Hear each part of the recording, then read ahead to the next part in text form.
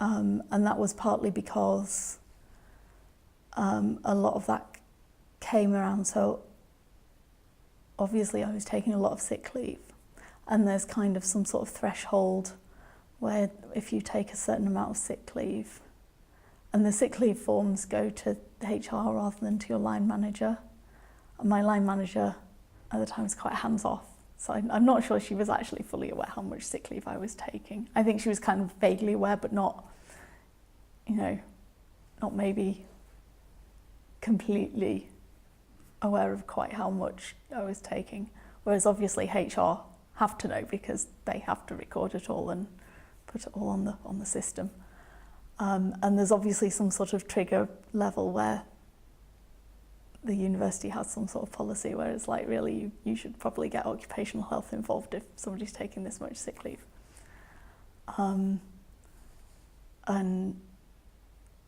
that was really bad timing for me, because that was kind of quite close to the point where my fixed term contract, and I was kind of like, oh no, you're referring me to occupational health. And I didn't really understand why.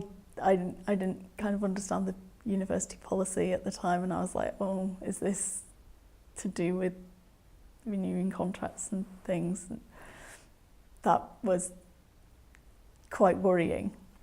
Although actually once I saw occupational health, I was a lot less worried, because obviously they were very upfront about what it was all about and how it worked, and they were really helpful.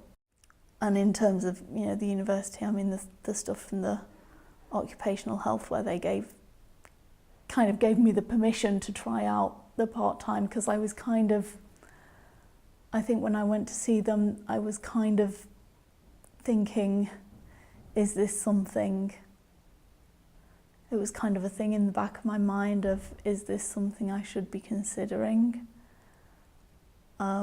And I kind of voiced it at that appointment, and it was really useful to have the validation from the occupational health doctor, who was like, you should really try it out, and I'll give you the backing to go back to your HR department and say you should have the opportunity to have a trial period and see if it helps, and if it helps, to transition to it.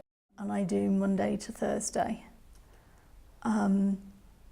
So the suggestion that I have from occupational health was to go to 80%, and then they kind of basically said, see what works for you.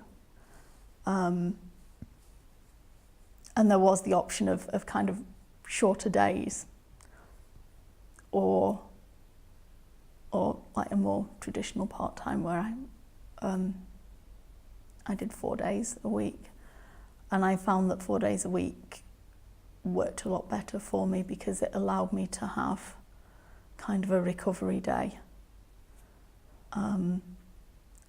Which particularly if I'd had a migraine during the week, or if I'd had one at the weekend, it just gave me a day that wasn't a weekend day,